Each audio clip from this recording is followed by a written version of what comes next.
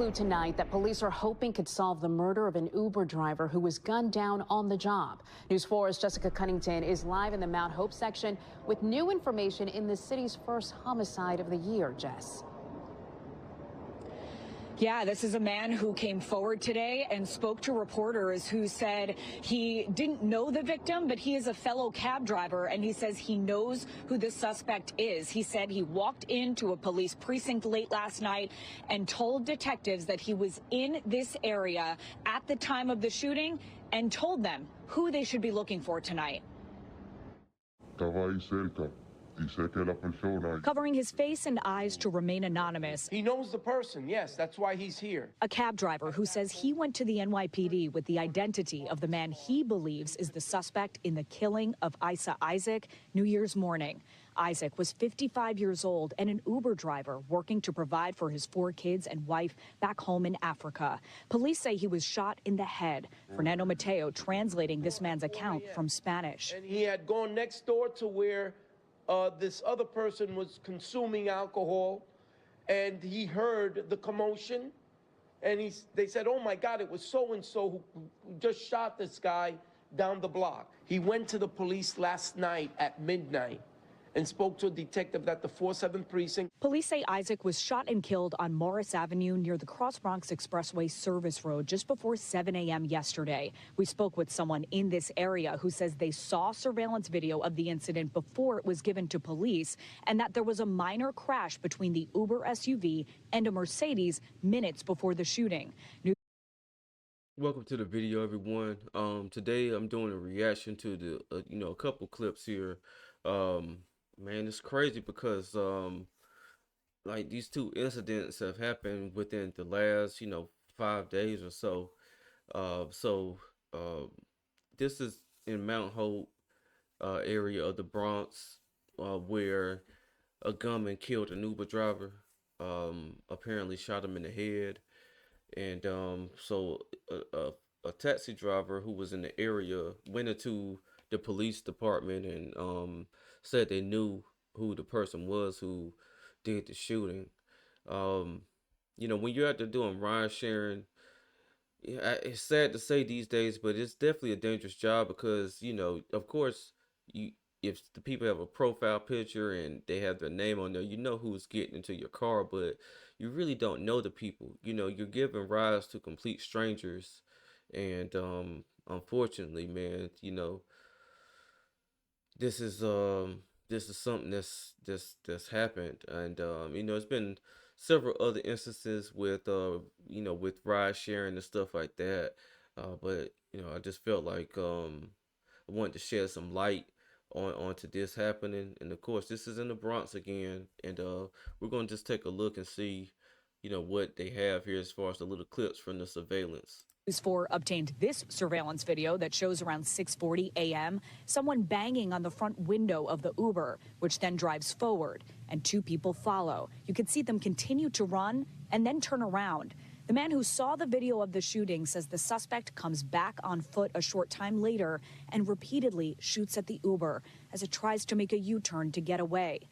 Yesterday, neighbors described hearing at least 6 gunshots. Right now, whoever opened fire is still out there. He's a taxi driver. Therefore, his conscience could not allow him to go to sleep. Talking about what motivated him to go in and talk to detectives about the information and the person. He says he knows. Tonight, the Taxi Federation also offering that $10,000 reward for information that leads to an arrest. Right now, the search for the killer continues. The NYPD not revealing any new details about this case, who they're exactly looking for tonight, or what exactly led up to that deadly shooting yesterday. But Isaac's family here in the Bronx and back home in Africa grieving right now. So this was a man with 4 children. He was out there in New York, driving Uber, of course, trying to send money back to Africa to his family, just trying to provide. It's a shame that, he became a victim to this type of violence. And it's I cover these stories all the time. It's like a reoccurring theme here on my channel where, I'm covering shootings and things of that nature. And, normally, man, the victims are, people who, shouldn't be victims of this type of violence. Just you're just trying to earn a living. And I'm not sure if he just stayed in that area waiting for the person who was supposed to get the ride, or if the person who shot him was the person who was supposed to get the ride. But man, it's a very, very nice SUV that that he was driving. And my condolences to his family. As a man out here just trying to provide, really, doing ride share. Ain't no telling what else he was doing as far as work and stuff like that. I'm sure more information will come out, but I want to bring us over to another instance of where this was a car hijacking, and you'll see. Also developing tonight in Gwinnett, a 15-year-old is facing a murder charge accused of carjacking and killing an Uber driver just hours into the new year. These are photos that you're going to see only here on 11 Alive. They show officers taking the teen suspect into custody outside of a home on Hardwood Circle in Lilburn. Officers with the Lawrenceville Police Department were first called around 5:30 this morning to Groveland Parkway, where they found a man shot dead in the roadway. Investigators reviewed Ring doorbell video, which showed a black SUV stopping in the road, dropping off the victim, and then driving away. Police later determined the SUV belonged to the shooting victim, a 58-year-old Uber driver who'd been carjacked and killed. Officers then tracked the SUV to Lilburn, where they found and arrested the suspect. The 15-year-old suspect is charged with murder, but police say because of his age, they're not releasing his identity. The victim's name has also not been released as officers work to notify his family. My condolences to his family. 58-year-old man out there, driving, maybe trying to earn some extra cash. And it's real heartbreaking, man, because I know from my experience of taking Lyfts and Ubers, that the drivers can record and stuff like that, but only really protection that you can have when these type of situations is to have your own gun. And man, when you drive an Uber and Lyft, I'm sure you're not really expecting someone to try to kill you or carjack you and stuff like that. But now with these two incidents happening, you have to have your awareness up, man, especially with people getting into your car and stuff like that. Of course, they're sitting behind you, so they're in an advantage position to do anything to you and stuff like that. Um, me, when I get into Uber or Lyft, of course I speak. I ask them how their day was going, how their drives have been going, and just kind of spark up a little conversation, man. Sometimes I'm not really up for a conversation, but I always get into the car, and speak, ask them how their day is going, thank them for the ride and stuff like that.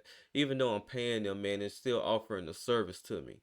So it's just a shame, And this guy's 15 years old doing this type of stuff, man.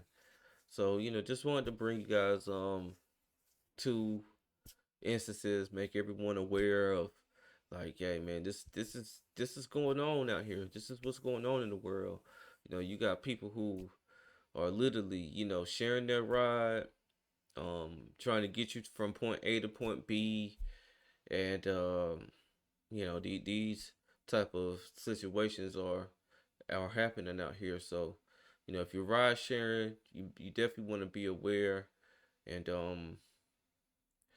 just try your best to just communicate with the people and stuff like that. Even though someone already has evil on their minds, man, it's just pretty much hardly anything you can do. um I know Uber has a little statement here, but it's just really a shame. And this was in Georgia, so New York to Georgia, and there's been all kind of situations in between. It's real dangerous out here. And it's just sad because, you know, like I said, people just trying to earn a little bit of living, and they end up dead because of that. 11 Alive did reach out to Uber, which sent us a statement saying, "We are saddened by this devastating loss, and our condolences go out to the driver's family during this incredibly difficult time. We've been in contact with the Lawrenceville Police Department to help support their investigation." Yeah, so just keep your head on a swivel, man. That's all you can do, really. No one really knows when it's their time. It's just a shame that, you know, other humans are taking it into their own hands to, you know, take people out and stuff like that. But it's been that way longer than I've been in existence. Just want to just bring light to these situations, and make people aware that this is going on. If you like my content, make sure you like, comment, and subscribe to my channel. I'm gonna close this one out. This is Justin Paul. Peace.